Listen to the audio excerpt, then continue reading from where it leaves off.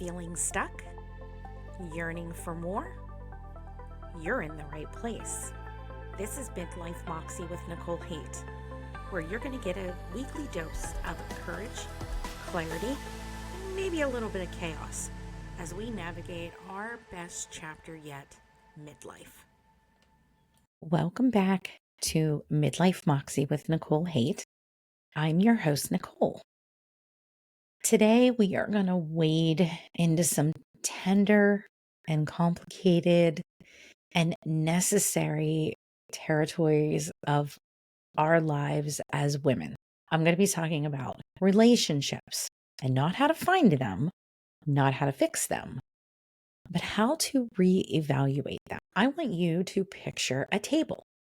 This is your table. It's not in a huge banquet hall, but an intimate table with just a handful of seats, maybe 6 or 8. And this is the table of your one precious life. The people that are sitting at this table have intimate, ongoing access to your energy, your heart, and your time.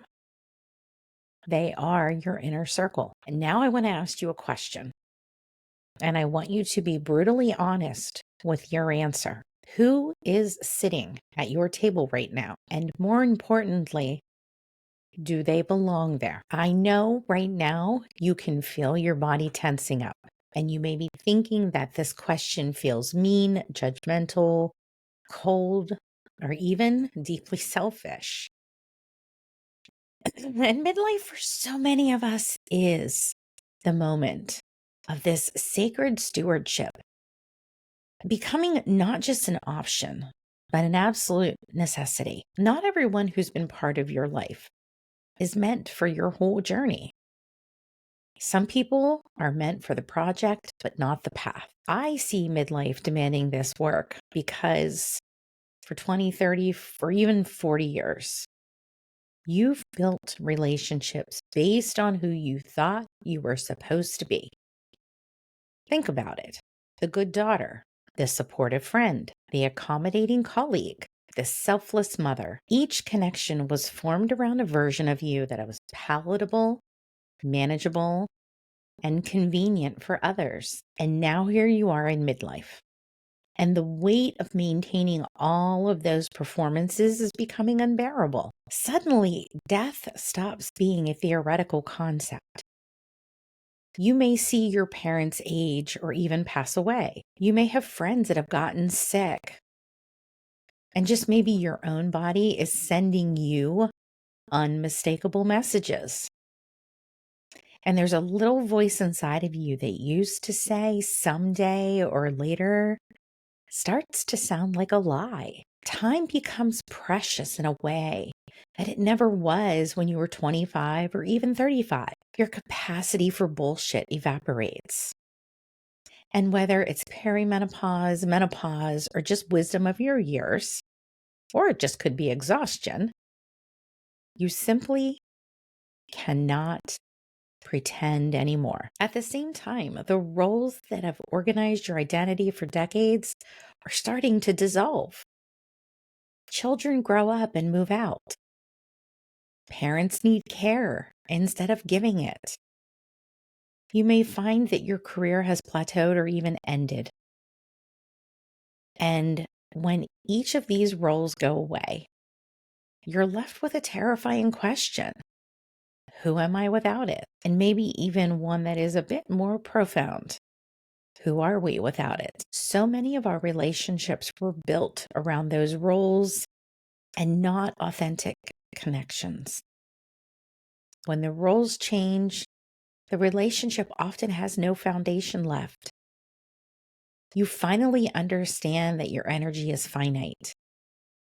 Every coffee date with someone who drains you is time stolen from yourself. Every family obligation that leaves you feeling empty is a choice to abandon yourself. And the math becomes terrifyingly clear that you do not have enough years left to spend on relationships that diminish you. So this isn't selfishness arriving. It's a self preservation that is finally getting its voice. So let me clear about what this table metaphor really means. A seat at your table is not about who you're friendly with. It's not about being kind to your neighbors or even being cordial at family gatherings. You can and should be kind to many people. But kindness does not equal intimate access. A seat at your table means ongoing access to your time and attention.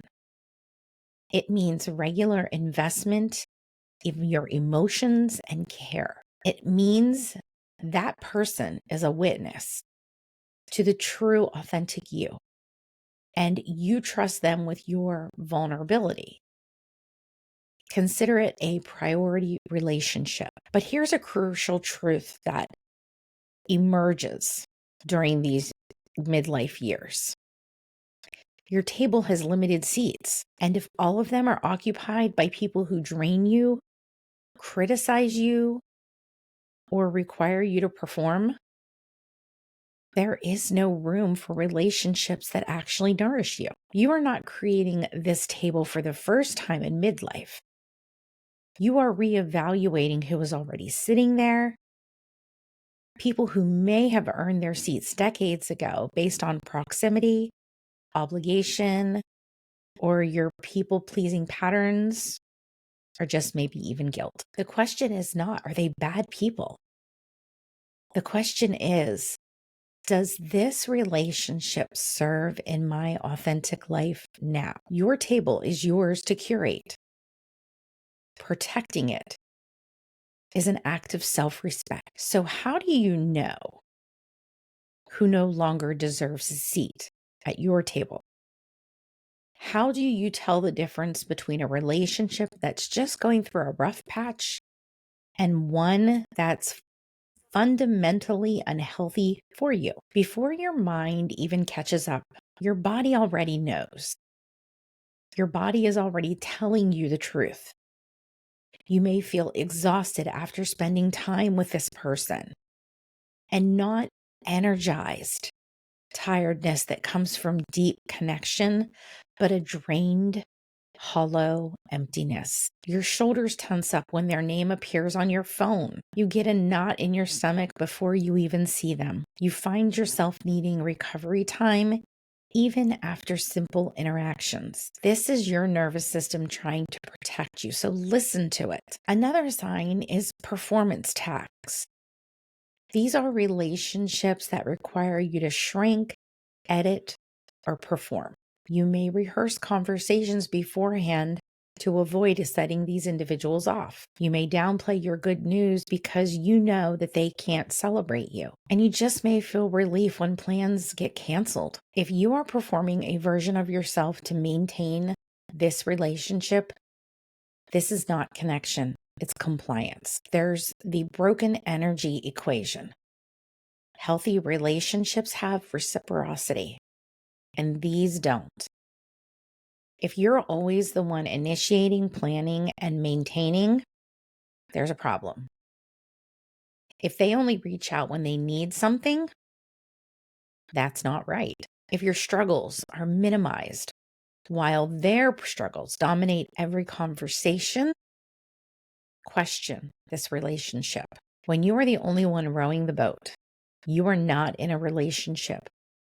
You are in a one-person performance. And there's an aftermath feeling. How do you feel after you spend time with these individuals? A healthy relationship should leave you feeling energized, seen, and more like yourself. An unhealthy one leaves you feeling depleted, confused, guilty, or even small. This aftermath feeling is data, so trust in it. When you imagine your life without this relationship, what is the first feeling that comes up? If the honest answer is relief, that's all the information you need. So how do you tell a difference between boundaries and an ending? Let me be clear that not every difficult relationship needs to end. Some do just require stronger boundaries.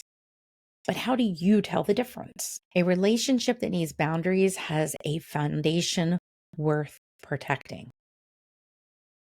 A relationship that needs to end has a foundation that is actively harming you. Boundaries can work when there is genuine care beneath the dysfunction, when the other person is willing to try to change, and when there is reciprocity in the relationship. Ending becomes necessary when there is malice or intentional harm, when they are actively unwilling to change, or when the relationship requires you to abandon who you authentically truly are. And one instance doesn't tell you everything.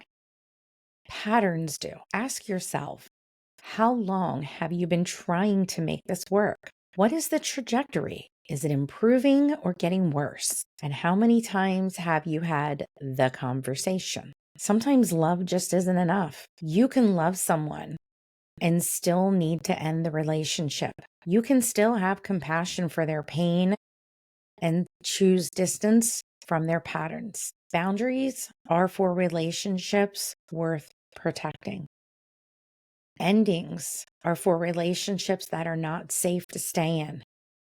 And both are acts of self-respect. So let's talk about guilt, because I'm pretty sure the moment that you consider or have considered creating distance, an avalanche of guilt comes crashing down. You may have a crushing weight in your chest or a little voice inside your head that says you're selfish, ungrateful, a bad person. And these are all very real. And that guilt is designed to keep you small and compliant.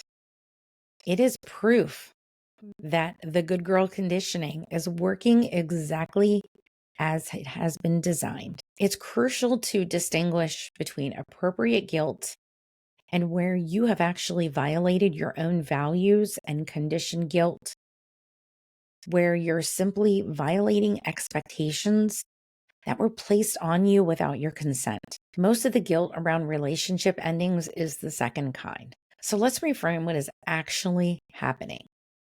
You are not abandoning them, you're choosing yourself. You are not being cruel, you're being honest. You're not being selfish, you're practicing your own self-preservation.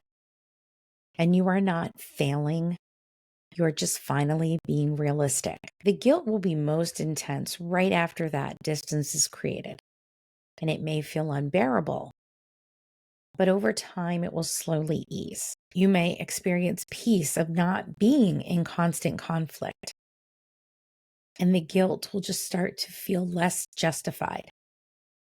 It does have a half-life, and you're allowed to feel guilty, but still maintain boundaries. So this brings us to moxie. Because the conditioning of all of us good girls have taught us that any assertion of your needs is mean. But moxie isn't about being mean. It's about being clear. Moxie is courage, honesty, and self-respect rolled into one. The core distinction is this: moxie is grounded in self-respect, while coldness is grounded in contempt. Moxie protects and coldness punishes. Moxie says, I've realized this relationship isn't working for me anymore. I need to create some distance. It's an honest statement of your reality. Coldness says you're toxic and I'm done with you. It's judgment and an attack. Moxie includes compassion. It holds two truths at once. This is painful for you, and it is necessary for me. So, what does this actually sound like in real world examples? Here are a couple.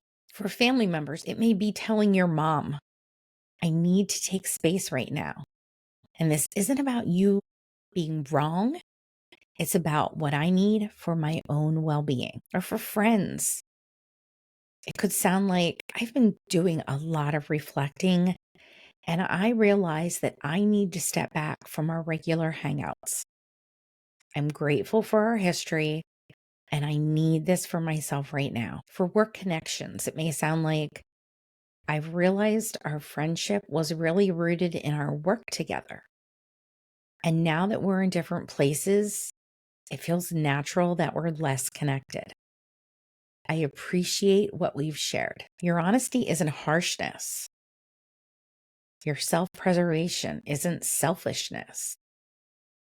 Your moxie is sacred, so use it. An uncomfortable truth for you that may come up is that creating space for new relationships while releasing old ones does not happen simultaneously. And there may be a gap, an emptiness, a period of where you have to let go of what wasn't working, but yet haven't found what does.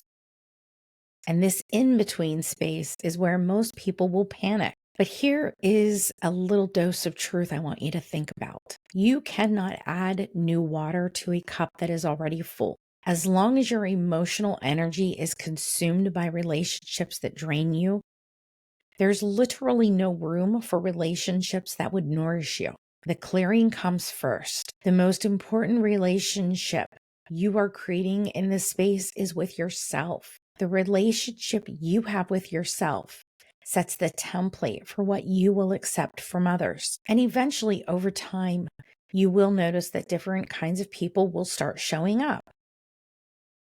These are aligned relationships that feel easy, not effortless, but not exhausting. They feel safe, nourishing, and reciprocal. You will know you are ready for them when you are no longer desperately lonely. And when you can spot red flags and actually care about them. And when you can trust your own judgment about who feels safe. Let me share a few personal anecdotes from my life story, because I've had to learn these lessons myself over and over. I think back to when social media became a big part of our lives very early on. I reconnected with so many friends from elementary, middle, and high school. And at first it was fun. But over time, as I started to speak about my values, I noticed that some of those connections frayed. I got unfollowed. And it hurt. But it also clarified who was willing to know me as I am now, not just who I was then.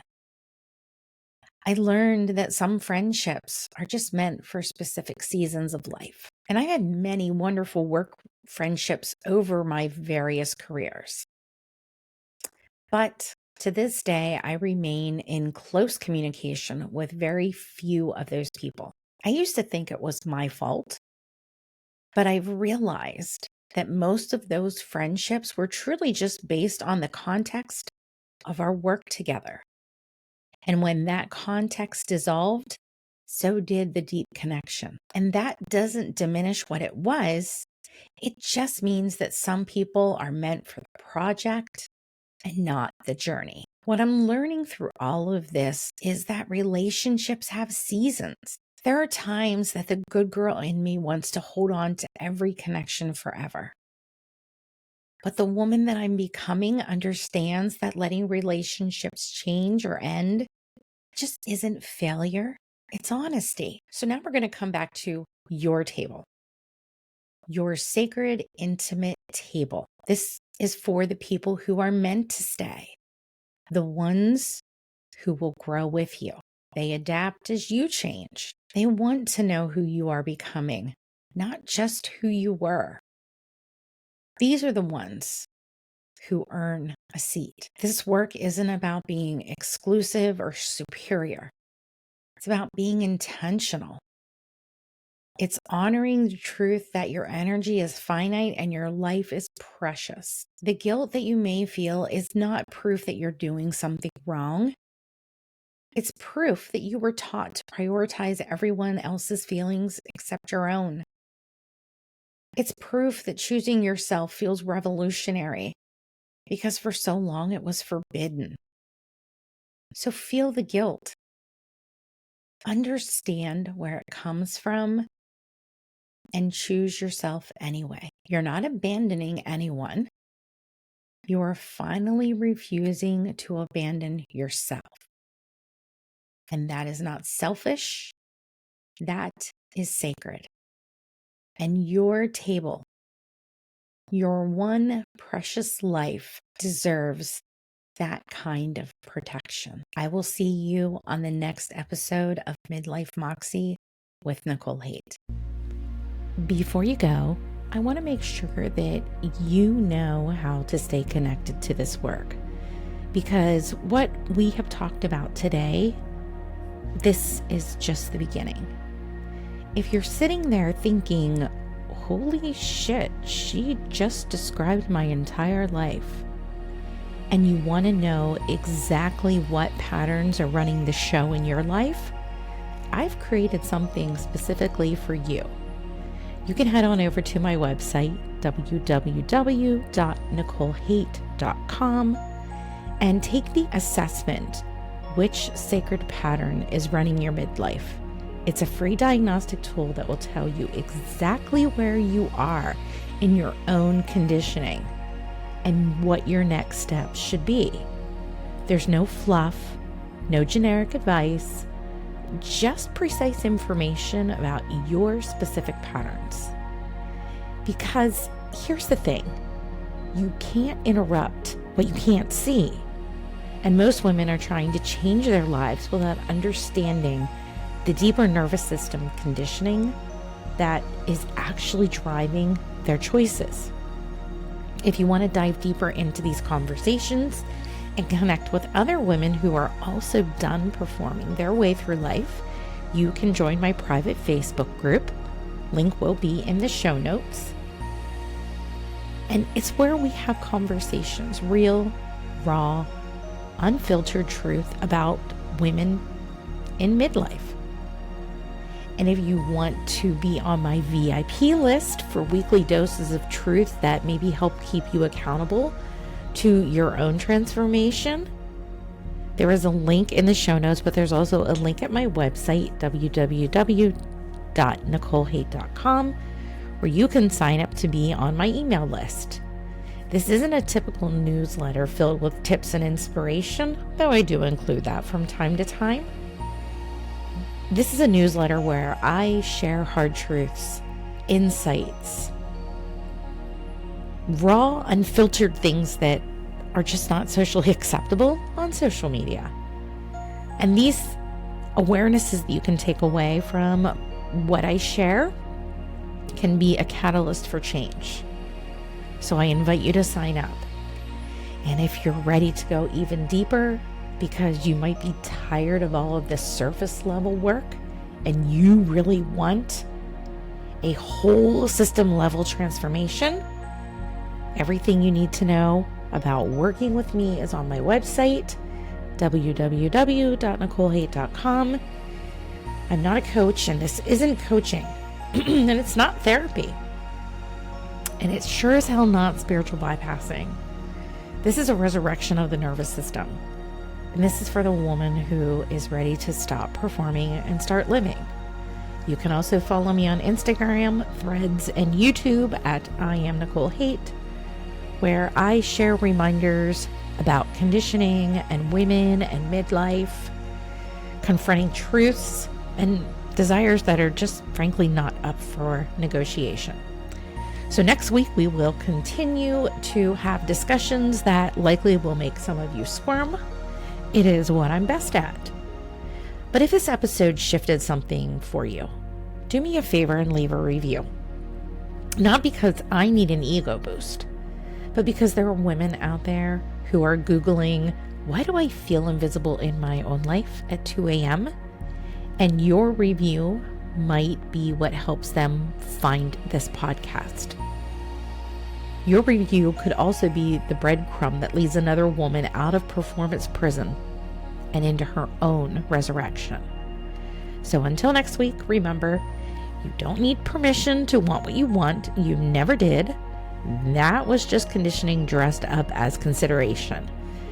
You're a woman in midlife. You don't need permission. You just need to have desires and wants and the ability to be able to go after all of them. So stop asking and start claiming.